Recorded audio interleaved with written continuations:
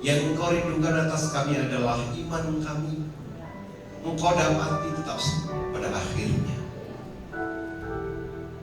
Kami tidak membawa apapun yang kami kelola di dunia ini, tapi yang kami bawa kepadamu adalah iman pengharapan kami. Olehnya kami rindu ya Bapa, baik yang ibadah online maupun onsite, perkara-perkara ilahi Kau nyatakan atas kami.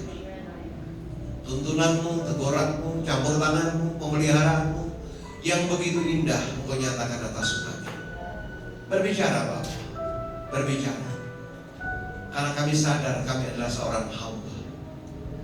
Dalam namamu kami rindu dibentuk, dalam namamu kami rindu ditegur, dan dalam namamu kami rindu mendapatkan jawaban atas pergumulan kami. Di dalam nama Yesus, Tuhan yang tidak pernah berdusta, kami berdoa dan mengucap syukur. Sama-sama kita berkata, Boleh tepuk tangan ya. Silakan duduk Bapak Ibu yang dikasihi Tuhan Yesus Kristus. Shalom. Saya minta izin, suara saya ada agak seksi. Iya. Dari Kamis kemarin, Jumat, bahkan hari Sabtu kemarin ya. Kemarin di tempat ini ada pesta nikah yang datang hampir 300 saudara dikasih Tuhan. Jadi banyak sekali dan banyak makanan juga. Ya. Shalom. Saudara tahu nggak bahwa kita ini sebagai seorang hamba, artinya gini, sehebat apapun pencapaianmu di dunia, pada akhirnya itu akan ditinggalkan. Betul tidak? Sehebat apa? Hari Jumat kemarin saya ada mimpin ibadah di orang nomor 4 terkaya di Indonesia. Saya sampaikan firman yang sama bahwa apa sih kehebatan pencapaianmu dalam hidup? Saya mengatakan saudaraku, siapapun saudara pada akhirnya juga akan mati. Siapapun saudara akan tinggalkan dunia ini. Dan siapapun saudara akan menghadapi yang namanya penghakiman itu seorang diri. Yang setuju katakan amin. Bilang kanan kirimu, kamu gak mungkin luput. Lembut semuanya. Haleluya. Oh iya, gak mungkin luput. Siapapun kita. Boleh ditayangkan PowerPoint saya? Haleluya, puji Tuhan. Hamba yang baik. Bilang kanan kirimu, saya hamba yang baik dan tidak sombong, suka memuji Tuhan dan rajin menabung. Haleluya. Ya.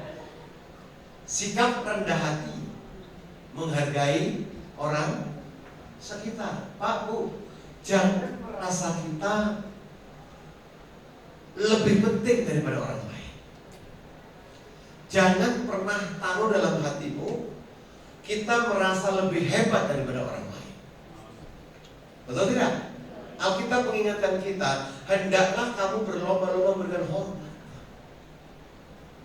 Jadi dalam ibadah sekalipun, kalau tujuan utama kita mendapatkan privilege, saya pikir kita salah di hadapan Tuhan.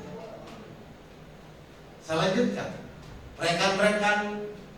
Sikap rendah hati menghargai orang sekitar, rekan-rekan adalah cerminan iman Kristen. Jadi kalau saudara menyadari saudara orang Kristen, harusnya tidak ada lagi kesombongan yang kita simpan. Betul? Tidak mengutamakan diri sendiri adalah cerminan iman yang besar. Jadi gak boleh kalau ada pejabat kita perlakukan lebih hebat dari jemaat lain. Oh no, gak bisa begitu. Betul kan? Tapi toh nyatanya banyak gereja prakteknya berbeda. Kalau yang datang kaya, pejabat, asyarnya beda salamannya. Digoyang-goyang katanya lama sekali. Betul, digoyang-goyang sampai jempolnya kayak semar begini. Ya, saya banyak menemukan itu. Seolah-olah kalau yang datang diberkati dalam tanda kutip pencapaiannya adalah VIP. Tapi saya mau katakan pagi ini, Anda yang di rumah maupun di gereja, Anda semua adalah VIP-nya. Tepuk tangan dulu buat Tuhan. Haleluya. Amin. You are so special. Kata telur dua. Ya, tapi kalau yang datang maaf, orang susah, salaman pun harus. Puji Tuhan kita nggak begitu. Nanti tanggal 29 November gereja ini join sama Bank Negara Indonesia. Kita akan mengobati kurang lebih 300 pemulung dan 50 anak jalanan di tanah tinggi Senen. Kau sudah tidak bangga ya? Ingat tuh, Alkitab bilang begini, kalau engkau melakukan bagi orang yang terhina di antara kamu, kamu melakukan buat Tuhan. Amin. Ayat lain juga bilang begini, kalau kamu tidak peduli dengan jeritan si miskin, suatu ketika kau berdoa, doamu tidak diabaikan oleh Tuhan. Kayak tahu, Pak, apa saya belum miskin dulu? Enggak. Haleluya, amin. Enak mana kita menerima dengan memberi? Menurut saya jauh lebih berharga kita memberi. Tepuk tangan buat Tuhan. Tapi serunya hari-hari ini kita diberi orang. Tak kasih berita baik ya. Siapa mau berita baik? Saya mau berita supaya kita puji Tuhan. Ini soal ini kan agak nggak bagus lah ya. Apalagi yang khotbah suaranya bimbang begini. Berita baiknya saudara ini dikasih Tuhan. Saya ngajukan proposal dibantu Pak Okto. Saya diundang makan apa Pak Okto? Rusman, makan apa Rusman? Saya ikut. Dia diundang makan, makanya banyak sekali dia. Betul-betul dimanfaatkan dia. Gak mau bicara dia, melek sedikit gila gak ya? Melek sedikit daging 3 potong hilang dia. Memang di masa pertumbuhan. Haleluya. Saudara ini dikasih itu, kami diundang makan. Tiba-tiba yang undang makan sama saudara itu Direktur Utama Bank Tabungan Negara. Puji Tuhan, beliau adalah anak rohani saya. Jadi dia cerita dan dia bilang apa? Pak Abraham, apa yang Bapak ajukan untuk gereja? Are you serious? Betul. Saya nggak punya gedung gereja, saya masih mewah. Nggak apa-apa, ajukan aja Pak. Kami ada CSR. Wow, aku rundingan dengan Pak Okto. Pak Okto menyambar dengan proposal yang mantap. Urusan proposal serahkan ke Pak Okto, selesai berkata. Haleluya. Tapi jangan salah, nanti proposal nyampe ke tangan saudara urusan Natal, saudara yang salahkan Pak Okto. Saudara yang betul, dan hari Jumat kemarin saya rundingan dengan Pak Okto. Kita dapat hibah dana 131 juta. Doakan tidak lama lagi, mungkin minggu depan atau paling tidak Natal, kita menggunakan sound system yang baru. Amin. Dengan tangan dulu. Kalau sistem baru jangan tidur. Ya, karena nanti ada subwoofer segala macam, saya minta rolling itu dikencangin. Ya, supaya yang suka kencing ke lantai 1 cepat-cepat naik. Ada orang kencing 1 jam, tinggal persembahan baru nyampe masuk ke gereja. Haleluya. Berita baiknya lagi saudaraku, istri saya pelayanan dan puji Tuhan itu sudah Pak lihat karpetnya serinja itu. Udah kotor belum? Banget. Hah? Banget kotor, usianya udah hampir 8 tahun ini. Puji Tuhan, kalau Tuhan izinkan kita juga dapat berkat karpet baru. Haleluya. Tapi jangan tepuk tangan kok ya, ambil bagian. Haleluya. Ini plafon belum nyambung ke sana. Ini perlu 12 juta. Orang yang punya hati hamba tidak mungkin takut kekurangan. Haleluya. Ini kok Bapak minta sumbangan jadi. Oke, haleluya. Selanjutnya, puji Tuhan. Bagaimana sikap seorang hamba yang baik? Yang pertama saya mencatat, tidak menganggap dirinya apa? Lebih hebat. Jangan pernah menjual diri lebih tinggi daripada orang lain. Filipi pasal 2 ayat 6-8 berkata demikian. Yang walaupun dalam rupa Allah, ini berbicara Yesus. Boleh nggak saya tanya Bapak Ibu, kenapa kita merayakan Natal? Kenapa? Karena diskon? Karena baju merah banyak? Coba aja nanti Natal, yang tidur bangkit semua, yang pingsan bangkit semua. Kenapa Natal dirayakan? Jawaban saya cuma satu. Natal bukan hanya berbicara kelahiran, tapi Natal itu berbicara karena Dia tahu ciptaannya telah rusak. Manusia begitu jahat sampai jatuh dalam dosa. Pertanyaannya adalah, kenapa harus Tuhan yang turun? Coba lihat ayatnya. Yang walaupun dalam rupa Allah tidak menganggap kesetaraan Allah itu sebagai milik yang harus dipertahankan. Dia tidak bilang begini, aku Tuhan yang datang. No. Dia datang dari surga mulia sampai ke dunia, di dunia yang serendah-rendahnya. Pak, lihat saya sebentar. Ini pengertian yang penting secara teologis. Penciptaan yang sudah rusak, yang jatuh dalam dosa. Paulus bilang begini dalam kitab Roma, bahwa semua manusia telah kehilangan apa? Kemuliaan Tuhan. Untuk mengembalikan kemuliaan itu, pencipta itu harus turun. Nangkep gak sampai di sini? Jadi saudara tidak bisa karena perbuatan baikmu, bukan karena pelayananmu saudara dipersatukan dengan Tuhan. Tetapi dialah yang mulia rela turun. Untuk apa? Dibuat rekonsiliasi kita dengan Tuhan. Makanya hari-hari ini kalau ditanya, Pak, terus apa toleransi Natal yang paling baik? Matius sudah ketika begitu. Carilah dahulu kerajaan Allah dan segala kebenarannya, maka segala sesuatunya ya. Yang kedua apa? Matius 19 ayat 16 sampai 19. Di atas batu karang ini aku mendirikan cuma aku. Dan alam maut, saudara tadi bawain, alam maut tidak akan menggoyahkan. Ayat 17 berkata, apa yang kau ikat di bumi terikat di sorga, apa yang kau lepaskan di bumi terlepas di sorga. Yang setuju tepuk tangan. Ayat 7 berkata demikian, melainkan telah mengosongkan dirinya sendiri dan mengambil rupa seorang hamba dan menjadi sama dengan apa? Dengan manusia. Hebatnya dia yang mulia saudaraku, tidak bilang apa, aku Tuhan. Ayat yang ke-8, dan dalam keadaan sebagai manusia, ia telah apa?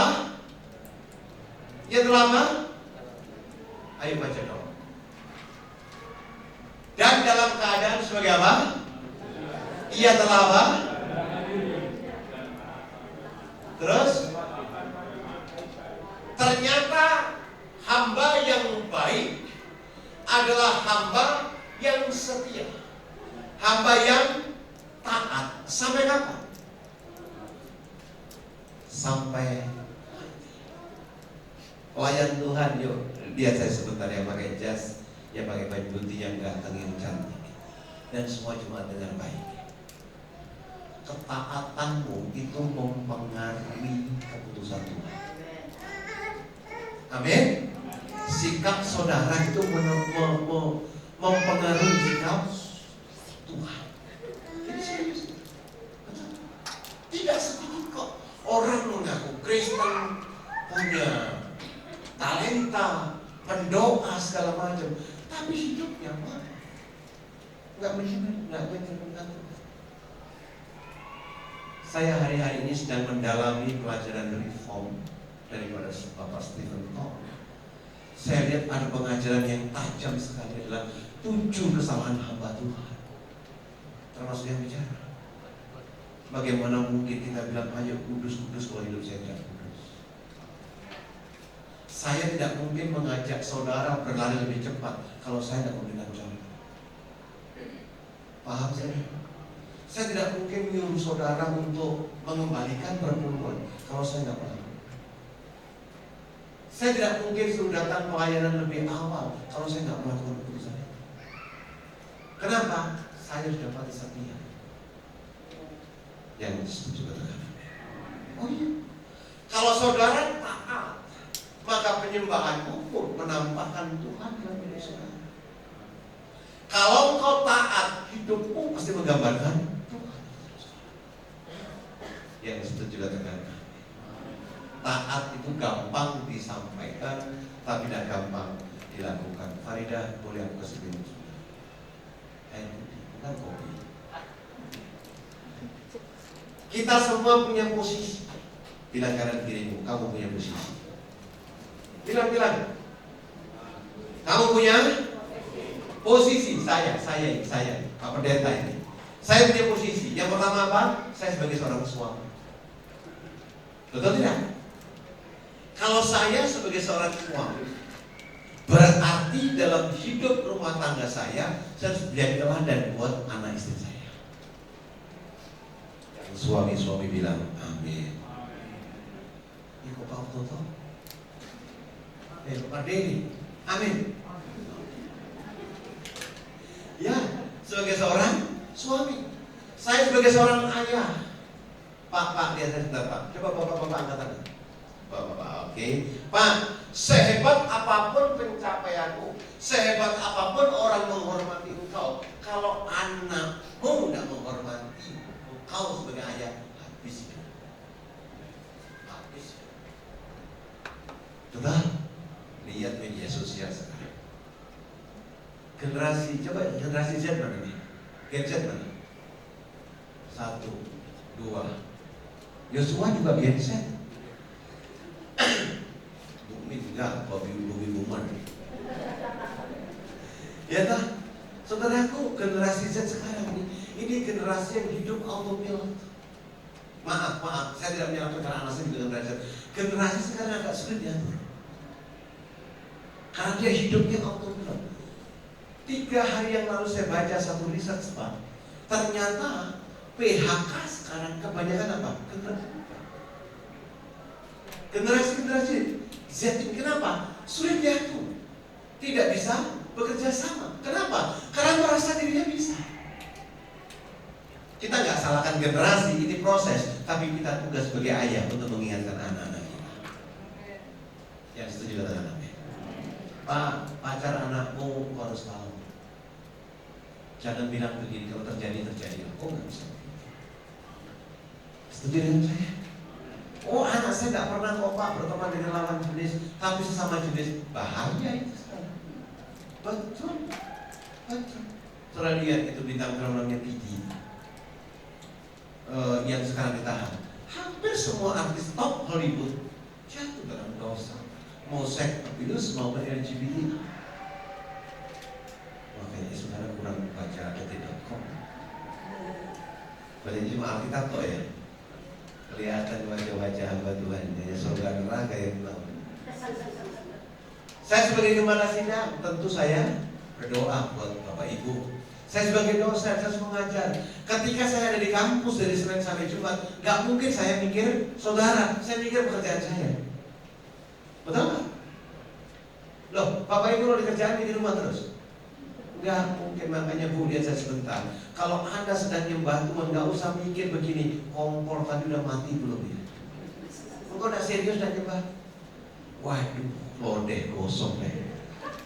Kalau ragu-ragu pulang matikan dulu. Ih, kalau ada yang bilang ya. Jangan mikir juga begini, sedang berdoa, suamiku di mana ya? Wah itu lebih bahaya lagi. Posisi yang kita punya jangan hanya untuk apa? Bilang kanan kirimu, jangan egois. Bilang kanan kirimu, jangan idealis berlebih. Saudara pengen tahu lihat orang egois yang sederhana? Nah, kalau ada prasmanan lihat saja. Kau pengen datang duluan, ambil sebanyak-banyaknya. Paha ayam, dada ayam, paha babi ditumpuk jadi satu. Seolah-olah di belakang gak ada orang. Pura-pura gak dengar. Betul? Setelah itu apa? Gak dihabisi. Dibuang. Pak, Bu, kalau Anda makan di Israel, meskipun makanan di sana berlimpah. Kalau makanan yang Anda ambil di buffet gak habis, kita tuh leader, kita pendeta dikasih. Amin. Makanlah secukupnya. Tapi tak tahu cukup menurut teori bagaimana? Mana ya? Klik berikutnya. Sorry ya. Terus, sebagai hamba Tuhan adalah pilihan yang apa? Sadar. Coba saya tanya, di sini ada nggak yang melayani tapi tertekan? Ada nggak? Nggak ngaku. Atau melayani ditekan? Ini tak pikir angkat tangan sih berarti. Tentu menerima. Coba, ada nggak membangun rumah tangga tertekan di sini? Nggak ngaku aja ini. Mengalami masalah? Jangan ditanya Pak, silih berganti seperti sungai yang tidak pernah. Jangan lebay Yesus mengosongkan dirinya, tidak ada yang memaksa dia sebagai hamba. Nanti ibadah berdua saya akan berbicara, kenapa sih kok Tuhan sepertinya menghalangi doa kita. Nanti ibadah kedua saya akan berbicara, kenapa sih kok ada sepertinya ada tembok baja di atas kepala kita. Padahal kita sudah melayani, kita sudah mengembalikan hanya Tuhan, kenapa seolah-olah Tuhan jauh. Nanti ibadah kedua akan saya sampaikan itu. Kalau saya terus tidak kuat, dari Pak Okto yang menggantikan. Oke, menjadi seorang hamba haruslah adalah panggilan. Amin. Sorry Bapak Ibu, saya harus cerita ini. Saya ini kan dosen teologi. Istri saya juga dosen. Saya sering panggil anak-anak teologi. Apa yang mendasari kamu sekolah teologi? Kadang-kadang jawabannya tidak membelikan. Saya nggak terpanggil Pak. Ini yang ngomong dosen. Saya nggak terpanggil. Terus, iya. Kenapa kamu nyampe di sini? Udah semester 5. Saya Pak tidak berpikir bahwa di Jakarta sekolah teologi ditawari sekolah gratis. Ya daripada di kampung, kami jalan. Nah, terus, ya ini terpaksa saya lihat. Kalau hamba Tuhan terpaksa mau jadi apa? Halo, betul nih dia pakai baju putih ini. Kalau saudara melayani bukan dari hati, lalu akan jatuh bangun. Betul kan? Malah ada itu anak teologi bilang begini, Pak nanti saya selalu sudah Pak, saya akan kuliah menjadi bidan. Loh ya Loh iya. Ini saya cerita kenyataan di depan mata saya. Saya mau katakan Bapak Ibu, tidak ada satupun orang yang tidak dipanggil untuk melayani, karena pelayanan adalah kebutuhan kita. Yang setuju tepuk tangan. Amin. Saudara jangan bilang bahwa pelayanan gereja pakai jas dulu. Enggak. Istri harus melayani suami dengan baik. Bu,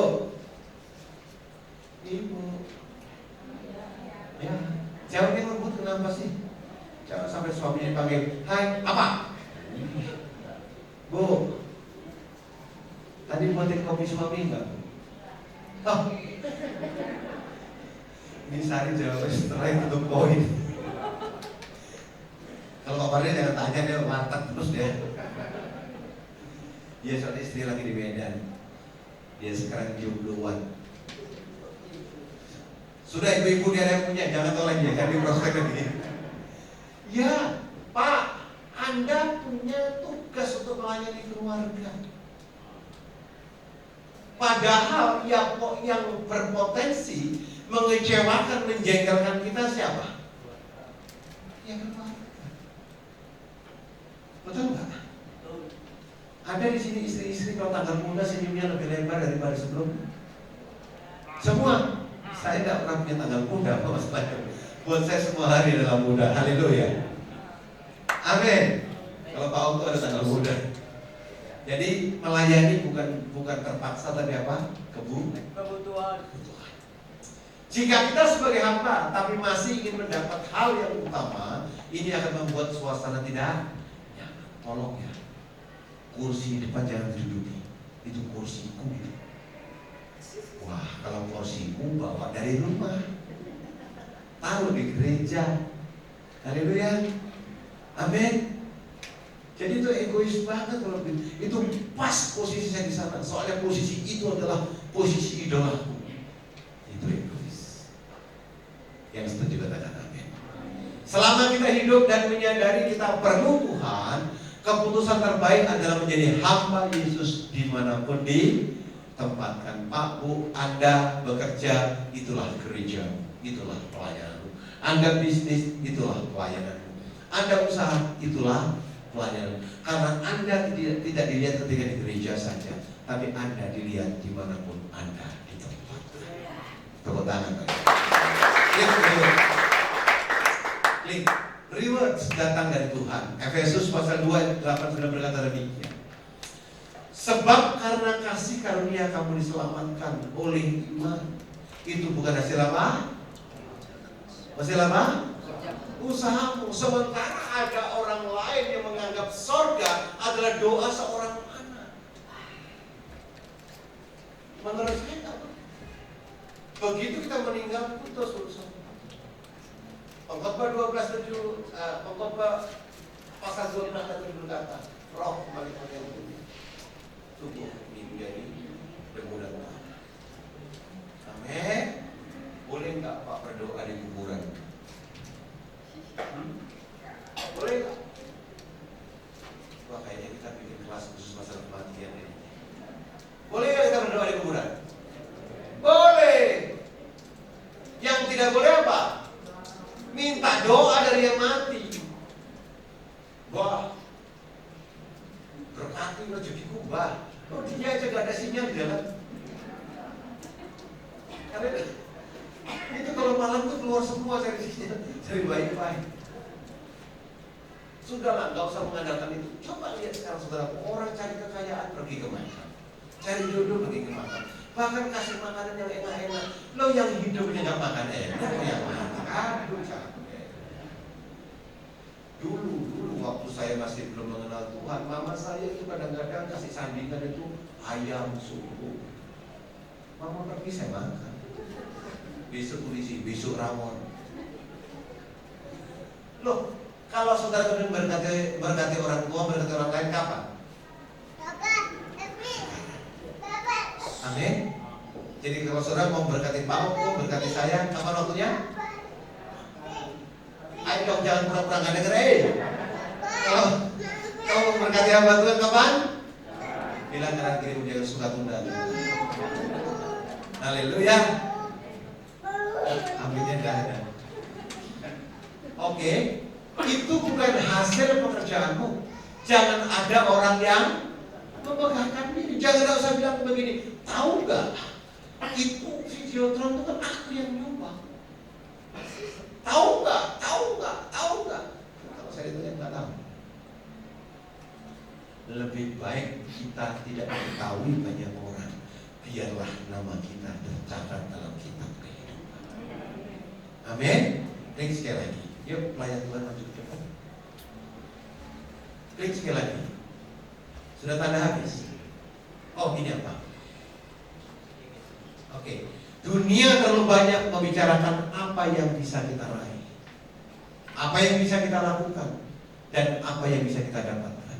Namun hamba yang baik berkeinginan memberikan yang terbaik buat Tuhan, sesama, dan menjadi teladan dalam ketaatan. Saya berdoa saudara menjadi sulatan yang berdoa.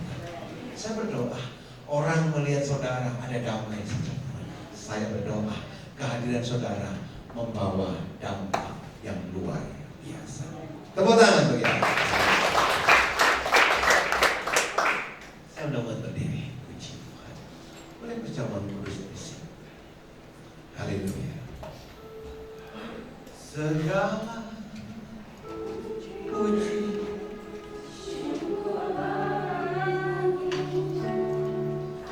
ku terima. Namamu selalu kemuliaan.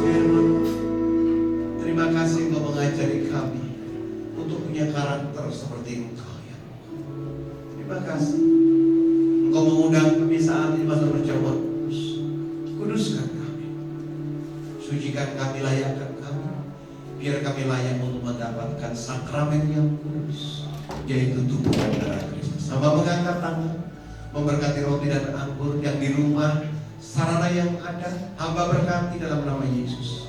Kuduskan semua jemaatmu yang di rumah maupun yang di gereja. Kuduskan pelayan-pelayan, kuduskan hamba yang akan memimpin perjamuan kudus ini. Kami siap masuk dalam sakramen yang kudus. Hanya di dalam nama Yesus kami berdoa. Amin. Silakan duduk.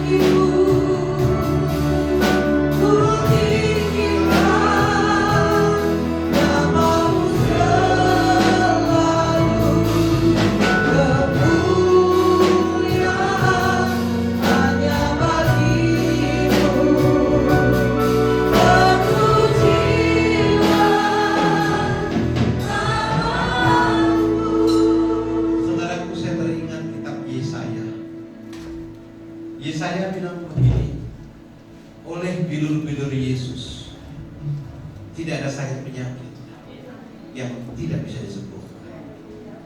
Saya tidak tahu saudara sakit apa, tapi hari ini iman tubuhnya tinggi dalam tubuh saudara dan darahnya mengalir dalam. Yohanes 15 ayat 7 berkata, jikalau aku tinggal di dalam engkau dan firman-Mu ada dalam hidup, apa saja yang kau kehendaki, Tuhan akan berikan kepada saudara. Angkat rotimu tinggi-tinggi, yang di rumah demikian. Demikianlah firman Tuhan. Sebab apa yang telah aku terima daripada Allah Bapa akan aku teruskan kepadamu. Yaitu pada malam waktu sebelum Yesus diserahkan, Ia mengambil roti, mengucap syukur atasnya, kemudian Ia bersabda, inilah tubuh yang terpecah bagi kamu. Dan berbuatlah itu setiap kali kamu memakannya menjadi peringatan akan aku. Bapak Ibu sahabat yang dikasihi Tuhan, bukankah roti yang kita angkat tinggi di hadapan Tuhan ini merupakan persekutuan dengan tubuh Kristus? Makan dengan iman dalam nama Tuhan Yesus Kristus.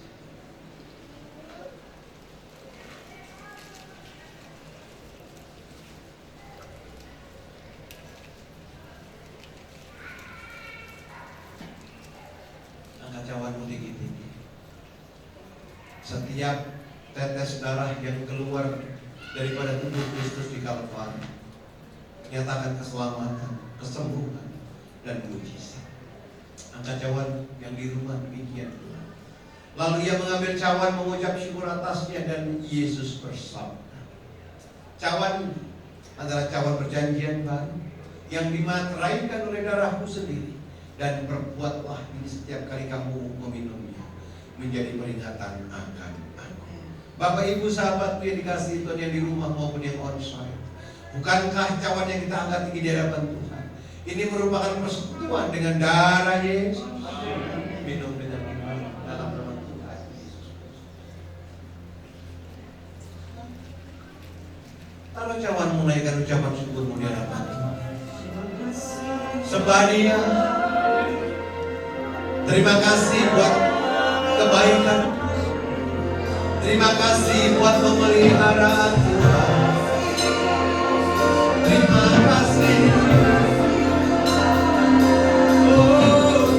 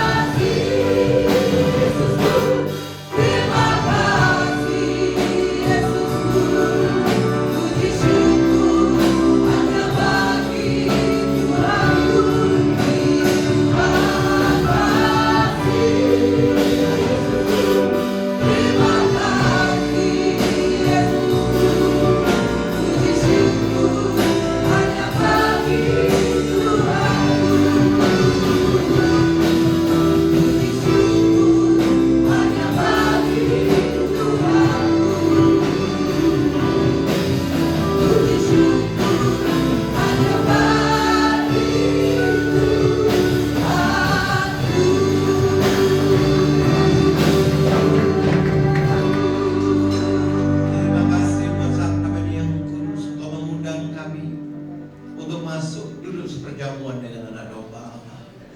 Terima kasih buat teguran-teguran firman. Biar kami pulang tidak sebagai pendengar, tapi kami mengambil keputusan untuk melakukan firman. Terima kasih Tuhan. Kami datang bukan dengan tangan hampa. Sebentar kami akan membawa persembahan ke hadapan. Kuduskan tangan kami, hati kami. Kami memberi bukan karena terpaksa, tapi kami menyadari semua berkat yang kami terima itu berasal daripada Tuhan. Terima kasih Bapa. Di dalam nama Tuhan Yesus Kristus kami berdoa dan mengucap syukur. Sama-sama kita berkata amin. Silakan duduk Bapak Ibu Saudara. Kita akan menyaksikan ada kesaksian pujian dari Cool Road.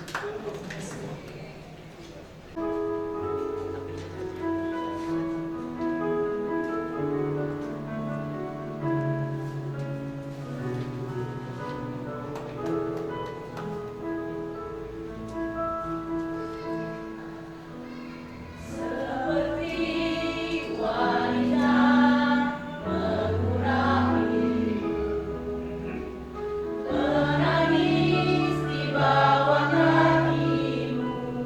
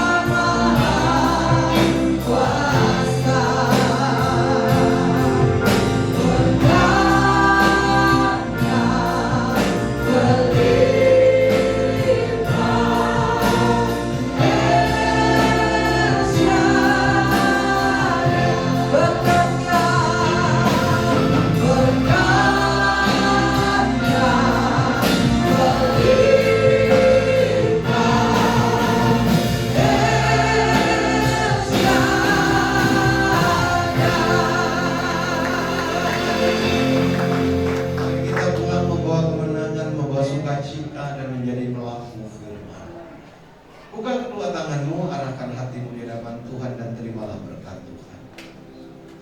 Saleh Kristus, pulanglah membawa damai sejahtera, kasih karunia daripada Allah Bapa, cinta kasih daripada Yesus Kristus Tuhan, pertolongan penghiburan daripada Roh Kudus menyertai saudara dan saya, baik yang onsite maupun yang online, dari hari ini sampai Maranatha, bahkan sampai selama-lamanya.